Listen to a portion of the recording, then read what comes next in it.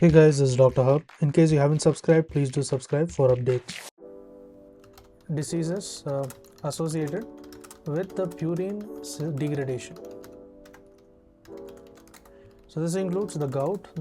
The enzyme is the PRPP synthetase. PRPP synthetase superactivity. And the characteristics, it includes the hyperuricemia, the gouty arthritis, as well as the urolithiasis. Next is the PNP deficiency. The PNP deficiencies, it includes the purine nucleoside, the purine nucleoside, and the phosphorylase. Then moving on to the recurrent the characteristics, it has the PNP deficiency, recurrent infections, and there is also the nuclear developmental delay.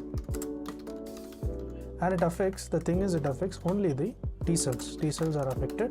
Then the ADA deficiency, it is the adenosine deaminase deficiency. The characteristics, untreated ADA deficient children usually die before 2 years.